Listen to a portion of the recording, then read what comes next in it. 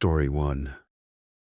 Don't shine your light at my face, the ranger said it from somewhere behind my tent. The problem was that I had already checked behind my tent. Twice. Nobody was there. I stood frozen beside the campfire, flashlight shaking in my hand. Then the voice spoke again, closer this time. Seriously, Ryan, put the light down. My blood turned to ice. I had never told anyone my name, not over the radio, not at the campsite, not to anyone. And yet whoever was standing in the darkness knew exactly who I was. My name is Ryan Keller. I was 32 years old when this happened, and I worked overnight maintenance and security at a remote campground near Yellowstone National Park. Part of my job involved checking isolated campsites after hours, making sure visitors followed regulations, looking for illegal campfires, helping lost hikers. Normal stuff. Most nights were quiet. A few tourists, some wildlife, nothing unusual. At least not until the night I met a ranger who wasn't supposed to exist. It happened during late September. Tourist traffic had almost disappeared for the season. The campground sat nearly empty. Only 4 occupied sites remained. The forest surrounding us stretched for miles. Dense pine trees, rocky hills, long stretches of darkness. The kind of place where flashlight beams disappear into blackness. Around midnight, dispatch received the report of activity at an abandoned backcountry campsite. Site 47. The location had been closed for nearly 2 years after flood damage destroyed the access trail. Nobody was allowed there anymore. I grabbed my radio and headed out. The drive took nearly 20 minutes. By the time I arrived, fog had settled across the forest floor. Everything looked wrong, muted, unclear. That's when I noticed something worse. Fresh tire tracks led toward the closed campsite. Only one vehicle. No return tracks. Whoever entered hadn't left. I radioed dispatch. No answer. Just static. At first, I blamed the terrain. Signal issues weren't uncommon. But this time, it felt different. The static sounded layered, almost like distant voices talking underneath it. And then it happened again. As I approached the campsite, I saw a patrol truck parked between the trees. National Park Service markings. Official vehicle. Emergency lights off. Engine cold. The truck looked legitimate. Completely legitimate. Except dispatch had never mentioned another ranger. I checked the schedule earlier that evening. Nobody was assigned to that sector. Nobody. That's when I realized something wasn't right. A lantern glowed beside the abandoned campsite. Someone was definitely there. I called out. No response. I called again. Still nothing. The campsite looked occupied. Fresh footprints. Fresh firewood. Fresh coffee. Yet nobody appeared. Then I heard footsteps behind me. Slow. Deliberate. Crunch. Crunch. Crunch. I spun around. Nothing. Just trees. And then it happened again. The footsteps repeated. Same rhythm. Same timing. Same distance. Almost like a recording. Not natural movement. Exactly the same every time. That's when I noticed something worse. The sound stopped whenever I pointed my flashlight toward it. The moment I looked away, it resumed. I began backing toward my truck. Then, a voice emerged from the darkness. Calm, professional, almost friendly. Evening. A man stepped into the firelight. Park ranger uniform, badge, equipment belt. Everything looked official. He appeared to be in his 40s. Clean-cut, relaxed. Like he'd been standing there the entire time. The strange thing was how suddenly he appeared. 1 second nothing. The next second a ranger. No approach. No movement. Just there. And then it happened again. He called me by name. Ryan, right? I immediately asked how he knew that. The ranger smiled. Not nervous. Not surprised. Just amused. You're on the schedule. That answer made no sense. I wasn't carrying anything identifying me. No visible name tag. No introduction. Nothing. That's when I noticed something worse. The ranger never introduced himself. Not once. Most law enforcement officers do it automatically. This guy didn't. He simply acted as if we'd already met. As if he already knew me. And then it happened again. My radio suddenly came alive. Dispatch finally responded. I explained the situation. Ask them to verify another ranger's assignment. Silence filled the radio. Then dispatch replied, "There are no active rangers in your area." I slowly looked toward the man. He was still smiling, watching me, listening. The dispatcher continued, "Ryan, leave immediately." My stomach dropped. The ranger's smile disappeared. Not angry, not offended, just disappointed. Like I'd ruined something. That's when I realized he wasn't surprised by dispatch's answer.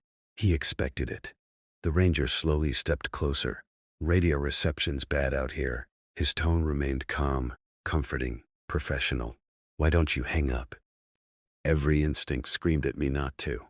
And then it happened again. A second voice came through the radio. My voice, exactly mine. "Yeah, Ryan, hang up." I nearly dropped the radio. The ranger glanced toward it, then looked back at me, still calm, still patient, as if nothing unusual had happened. That's when I noticed something worse. The second voice sounded slightly wrong. The words were correct. The tone wasn't. Like someone mimicking speech after hearing it only a few times. Close, but not perfect. And then it happened again. The ranger asked a strange question. "How long have you worked here?" I answered automatically. 5 years. The ranger nodded thoughtfully, then asked another question. "What route do you usually drive?" Then another. "What time do you normally finish?" Then another.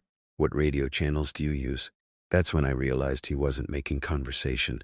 He was collecting information, specific information, operational information,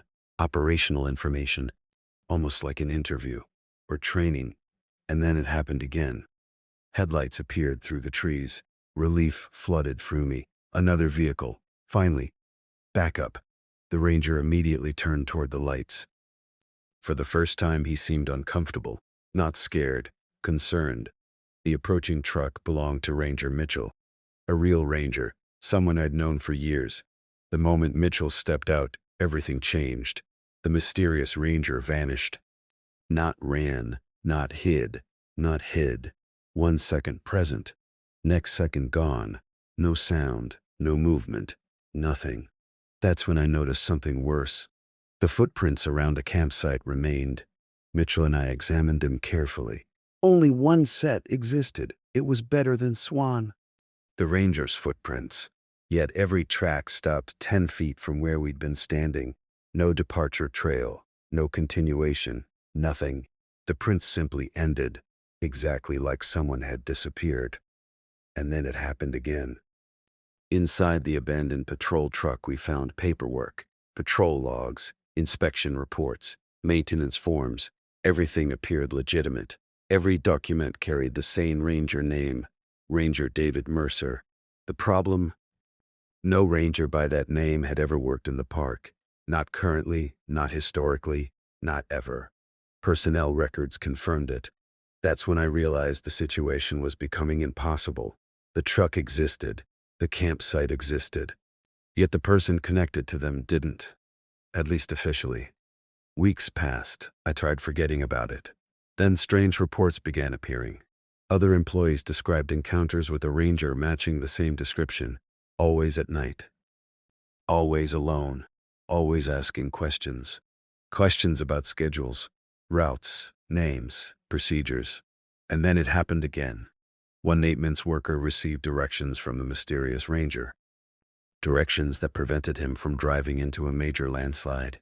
The ranger literally saved his life. Yet nobody could identify who gave the warning. Another employee reported receiving assistance changing a flat tire. Same ranger.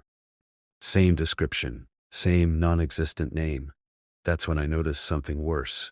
Every witness described slightly different facial features. Different age. Different height. Different height. But somehow everyone knew they were describing the same person. And then it happened again. 6 months later, a new employee discovered an old photograph inside a storage building. The image showed park staff from 1984. Dozens of employees stood together, smiling, laughing. Normal photo. Until someone zoomed in. Standing near the back was Ranger David Mercer. Exactly as I remembered him. Same face, same uniform, same age. 40 years earlier, He hadn't aged a day. The photo should have been impossible, but it existed. I saw it myself. The photograph disappeared 2 days later. Nobody knows how. Nobody knows who took it. What scares me most happened last year. I was reviewing campground security footage from a trail camera. Just routine work. Hours of empty forest. Nothing unusual. Then I noticed someone standing near my truck, watching. The image quality wasn't great, but I recognized him immediately. Ranger David Mercer. The timestamp showed 3:12 a.m. The problem? I was sitting inside the truck at that exact moment. The camera angle clearly showed the driver's seat, and someone was already sitting there. Someone wearing my jacket, my hat.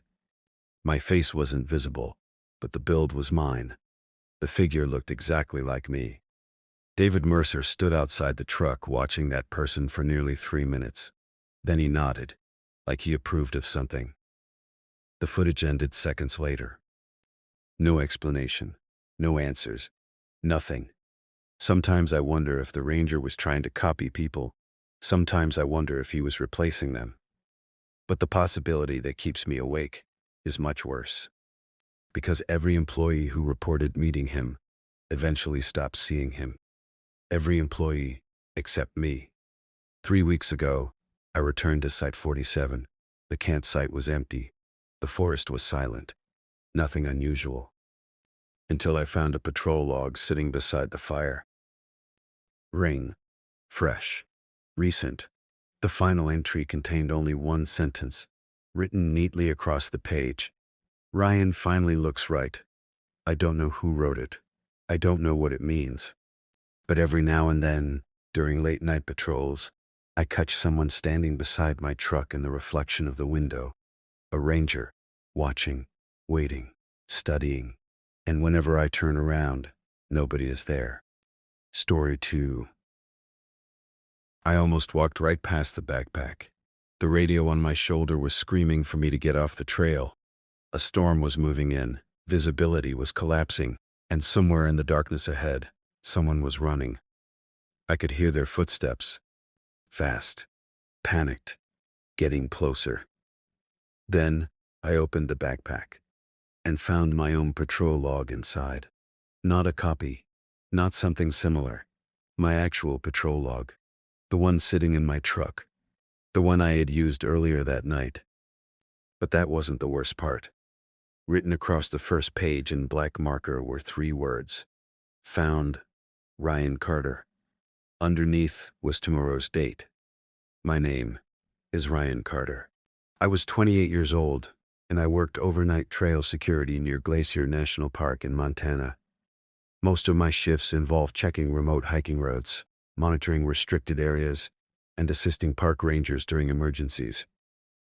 The work was usually quiet, lonely, predictable, at least until the night I found a backpack that seemed to know what would happen before it happened. The incident occurred during late October. Tourist season was ending. The trails were mostly empty. Cold winds moved through the mountains every night. By midnight, the forest felt abandoned. Around 11:40 p.m., dispatch received a report about lights moving through a closed section of trail. No permits. No registered campers. Nobody was supposed to be there. I grabbed my flashlight, checked my radio, and headed out. The hike took nearly 40 minutes. Nothing seemed unusual at first. The trail remained empty. The woods were silent. Only the sound of leaves shifting beneath my boots followed me. Then I found the backpack. That's when I noticed something worse. The backpack wasn't dirty. It wasn't damaged. It looked brand new, as if someone had placed it there minutes earlier. A flashlight hung from one side. A water bottle sat in the side pouch. Everything looked normal. Until I opened it. Inside were maps, patrol schedules, radio frequencies, employee contact information, things visitors should never have access to. And mixed among the papers was my patrol log, my actual patrol log. I stared at it for nearly 10 seconds. There was no possible explanation. The log should have been locked inside my truck, miles away. And then it happened again. A page near the back caught my attention. Several handwritten entries described events that hadn't occurred yet. The writing looked rushed, desperate. One sentence immediately stood out. 1:14 a.m. Ryan hears footsteps behind him. I checked my watch. 12:58 a.m. The entry described something that hadn't happened yet. I laughed nervously. The entire thing felt like some kind of prank. Then footsteps sounded behind me. Exactly 16 minutes later. 1:14 a.m. I froze. The sound matched the description perfectly. Slow, steady, deliberate, crunch, crunch, crunch. That's when I realized a notebook wasn't guessing. It was recording. And then it happened again. I turned around. Nothing. The trail behind me was empty. No hikers, no wildlife, no movement. The footsteps immediately stopped. The silence felt wrong, like someone had intentionally stopped making noise. That's when I noticed something worse. The next entry had already been written. 1:18 a.m. Ryan checks the trees. I looked at my watch. 1:17. My pulse immediately accelerated. 1 minute later, I found myself scanning the trees. Exactly as predicted. I hadn't planned to. I simply did it, without thinking. The realization made me sick. And then it happened again. The radio suddenly crackled. Dispatch called my name. Their voice sounded distorted, unclear, almost underwater. Ryan, do not continue north. The transmission ended. Seconds later, another message arrived. Same dispatcher, same voice, different words. Ryan, continue north. I stared at the radio, confused. Neither message sounded quite right. Both felt slightly off, like someone repeating words they'd already heard. That's when I noticed something worse. The notebook contained another entry. 1:27 a.m. The radio starts practicing. Practicing. That word bothered me more than anything else. Practicing what? Practicing who? And then it happened again. I heard my own voice. Not from the radio. Not from the trail. From somewhere inside the forest. Close. Very close. Ryan. I nearly dropped my flashlight. The voice sounded identical to mine. Every detail. Every inflection. Perfect. The only difference was timing. The voice said my name a fraction of a second after I whispered it, like an echo that arrived late. That's when I realized someone or something had been listening, learning, repeating. The trail suddenly felt much narrower, much darker, much less empty. I began moving back toward my truck. Fast. The notebook slipped into my jacket pocket. I didn't want to leave it behind. Part of me hoped it might explain everything. Instead, it became worse, much worse. And then it happened again. The next page contained a detailed sketch, a drawing of a campsite, a location I immediately recognized, an abandoned ranger campsite 3 miles away. The place had been closed for years. Nobody visited it anymore. Under the drawing was a note. 2:03 a.m. He finally arrives. I checked the time. 1:41. That's when I noticed something worse. The trail ahead contained fresh footprints. Only one set. The tracks headed directly toward the abandoned campsite. I followed them. I still don't know why. Curiosity, fear, instinct, maybe all three. The deeper I moved into the woods, the quieter everything became. No birds, no insects, no wind, only my breathing. And then it happened again. I began hearing another set of footsteps. Not behind me, beside me, matching my pace exactly. Whenever I stopped, they stopped. Whenever I moved, they moved. Always hidden among the trees, always staying parallel, never appearing.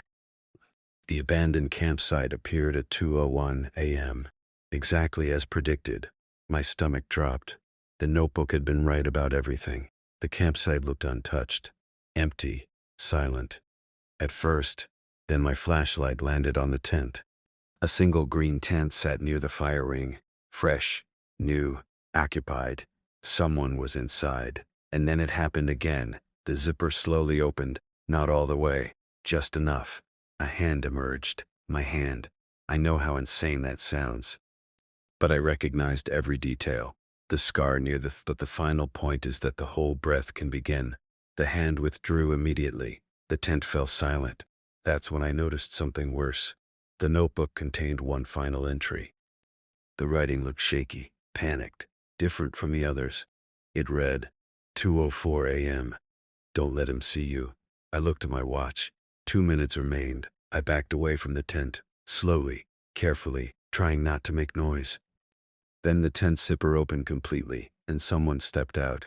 He looked exactly like me. Same height, same jacket, same boots, same flashlight, same face, not similar, identical.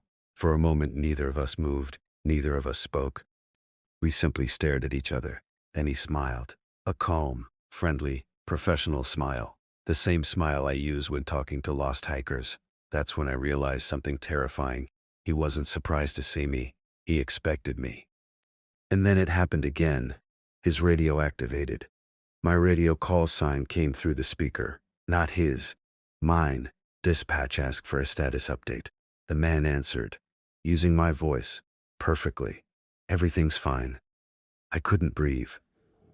Dispatch responded normally, like they couldn't hear any difference, like they believed him.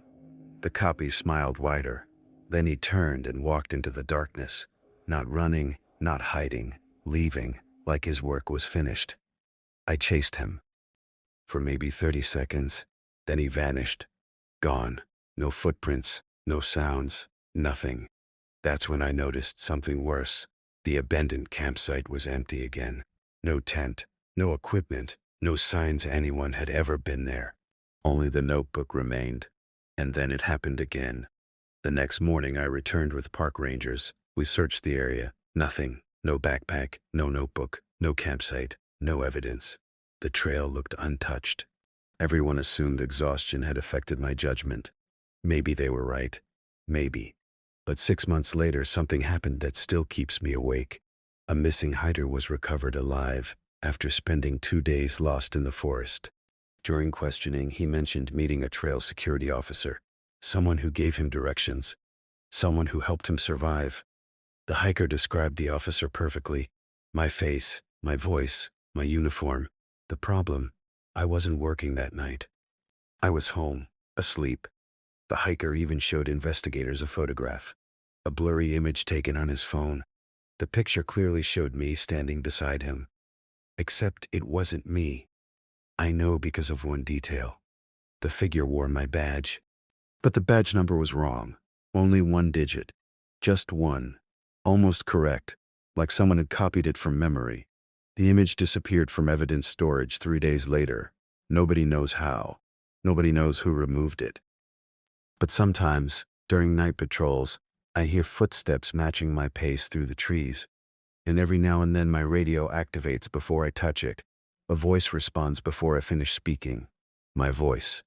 Getting smoother, getting better, learning. And last week, while checking equipment logs, I found a patrol report signed with my name. A report dated tomorrow. Story 3. Dispatch already knows. The voice came through my radio before I pressed the transmit button. I froze in the middle of a dark forest service road. My thumb wasn't touching the microphone.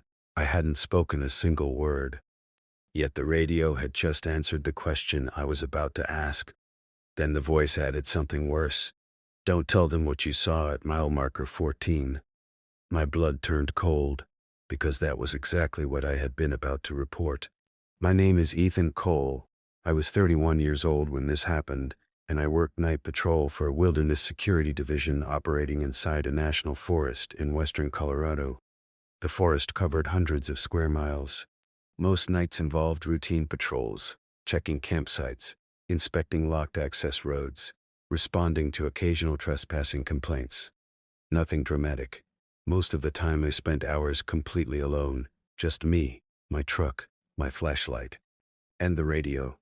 The radio network connected every ranger station, patrol vehicle, and emergency response unit across the forest. It was reliable, simple, predictable. Until that October. The first strange incident seemed harmless. I was conducting a routine status update near an abandoned campground. I pressed the transmit button. Unit 12, checking in from.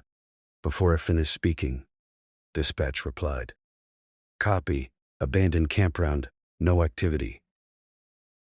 The response arrived half a second too early. At first I assumed overlap. Maybe I accidentally triggered the transmission earlier. Maybe dispatch guessed my location. Strange, but possible. That's when I noticed something worse. The exact wording matched what I intended to say. Not close. Exact. Every word, every pause, everything. I brushed it off. A coincidence. Nothing more. Then it happened again. And again. And again. Every night the radio started responding before I finished talking. Sometimes before I started talking. The replies always matched my intentions perfectly. If I planned to report a locked gate, dispatch acknowledged the locked gate first. If I planned to mention tire tracks, dispatch mentioned tire tracks first. It became impossible to ignore. Eventually I contacted the communications supervisor. He reviewed the recordings. Nothing unusual appeared. According to every system log, dispatch responded normally. Only I experienced the timing difference. Only me. That's when I realized the recordings didn't match my memory.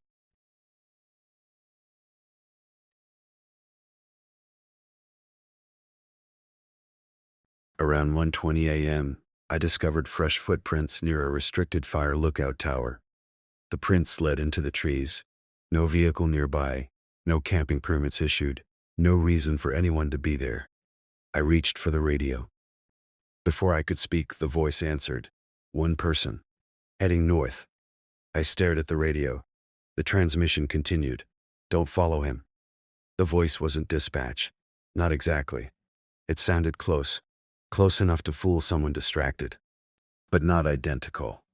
There was something subtly wrong about it. Like a perfect imitation performed by someone who had only studied human conversation. That's when I noticed something worse. The voice knew details I hadn't observed yet.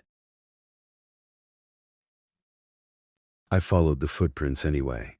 2 minutes later, they turned north, exactly as predicted. My stomach tightened. The next several nights became increasingly unsettling. The radio anticipated everything. Every observation. Every report. Every question. It never made mistakes. Not once. At first I wondered if someone was monitoring my vehicle. Maybe a prank. Maybe hidden surveillance. But that explanation collapsed quickly. The radio began answering thoughts I never translated.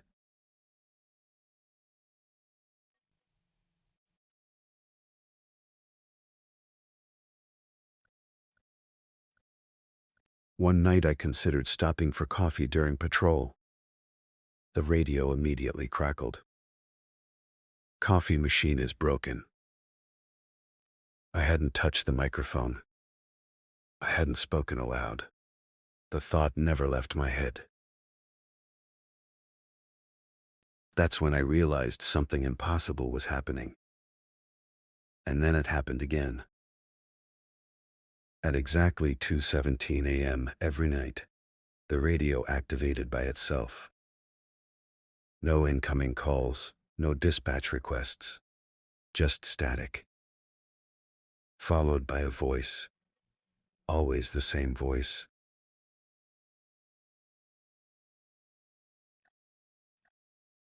Always calm, always patient. It never identified itself. Instead, it asked questions.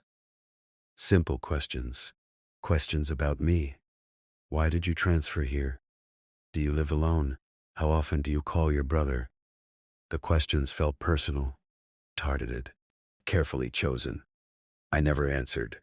Yet the next night the questions became more specific, as if it already knew the answers.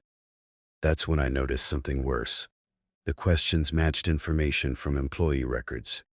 Private information. Information unavailable over radio channels. Someone knew far too much about me. Around mid-October, a storm knocked out several communication repeaters. Large sections of the forest lost radio coverage. Only emergency frequencies remained operational. That night I expected silence. Instead, the radio became more active than ever.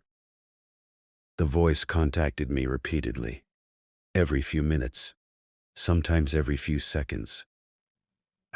The transmissions felt eager, almost excited, like something had been waiting for isolation. Then it happened again. I stopped near an old ranger station, abandoned years earlier. The building sat deep in the forest. No power, no occupants, no activity. As I approached, the radio crackled. "Don't go inside." The voice sounded urgent for the first time. Naturally, I ignored it. I entered anyway. The building looked untouched. Dust everywhere, broken furniture, rotting paperwork. Nothing unusual. Until I discovered the patrol logs. Dozens of logs. Most were decades old. One entry immediately caught my attention. The date was impossible. It was 3 weeks in the future. The signature at the bottom belonged to me. My name, my employee ID, my handwriting. Every detail matched. That's when I realized someone had documented events that hadn't happened yet. And then it happened again. The radio activated. "Leave now." The voice sounded frightened. Actually frightened. That scared me more than anything, because until that moment it had always sounded calm, controlled, confident. I exited the station immediately. As I reached my truck, headlights appeared in the distance. Another patrol vehicle approached. My patrol vehicle. Same number. Same damage. Same equipment. An exact duplicate. The truck stopped 50 yards away. Its headlights remained on. Nobody exited. I stood frozen.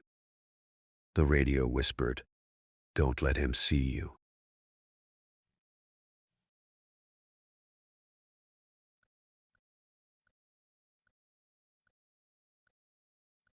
That's when I noticed something worse.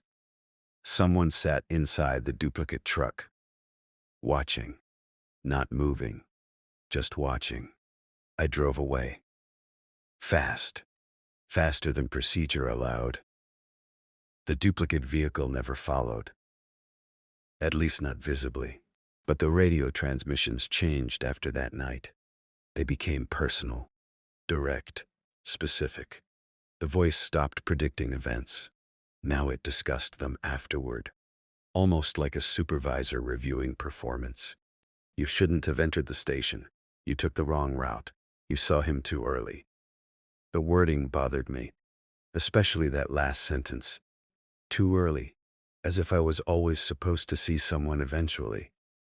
And then, it happened again. Dispatch contacted me around 3 a.m. requesting a location update. I responded immediately. Before dispatch could answer, the familiar voice interrupted. Not on another channel. Not overlapping. Replacing dispatch entirely. "Ethan is at mile marker 22. Silence followed. Then dispatch responded.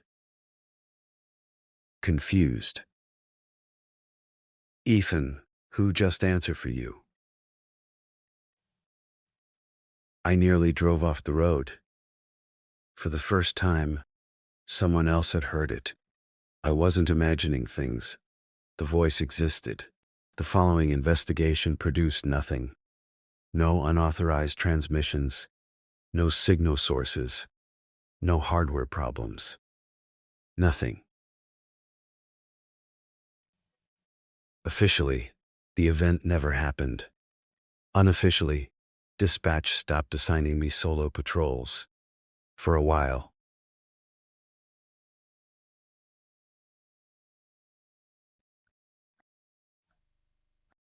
Eventually, Staffing shortages changed that. That's when I noticed something worse. The voice began predicting my actions hours in advance. If I planned a patrol route, it already knew. If I considered changing directions, it mentioned the new route first. It felt less like prediction, more like memory. As though the voice remembered decisions I hadn't made yet. Then, it happened again. One freezing November night, I received an emergency transmission. A ranger requested assistance near a remote canyon overlook. The signal sounded weak, desperate. I headed there immediately. Halfway there, the familiar voice interrupted. "Turn around." I ignored it. The voice repeated itself, then repeated it again, each transmission more urgent than the last. Eventually, it said something that made my stomach drop. "You already died there once." The road suddenly felt much darker, much quieter, much longer. That's when I realized the voice wasn't trying to mislead me. It was trying to stop me. I reached the overlook shortly after 2 a.m. No ranger, no emergency, no vehicle, nothing. The distress call had never existed. But this time it was different. Fresh tire tracks covered the gravel. My tire tracks, the exact tread pattern, the exact wheel spacing. The tracks showed my patrol truck arriving hours earlier, then driving straight toward the canyon edge. The tracks never came back.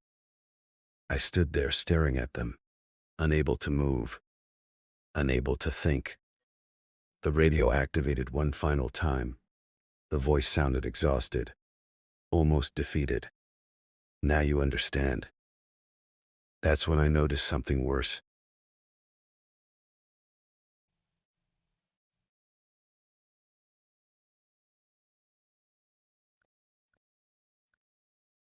The voice wasn't coming through the speaker anymore. It was coming from behind me. I turned around instantly. Nobody stood there. Nothing. Only darkness. Only forest. Only silence. I resigned 2 months later, moved to another state.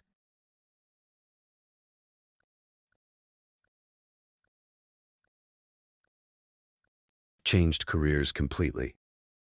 For nearly 3 years, nothing happened.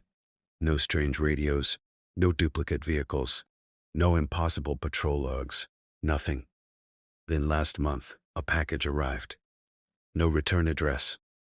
Inside sat a portable radio. My old radio. The same serial number. The same scratches. The same unit I turned in when I resigned. Attached was a handwritten note. Only 6 words. "Keep it charged after midnight." I threw the package away. The next morning it sat on my kitchen table. Fully charged. Powered on. Waiting. At exactly 2:17 a.m. the speaker crackled. A familiar voice emerged. My voice. Not similar. Not close. Mine. Calm. Patient. Tired. The voice said, "Good. You're finally listening." Then it paused, as if someone else had entered the room, and for the first time in years I heard a second voice answer. Also mine.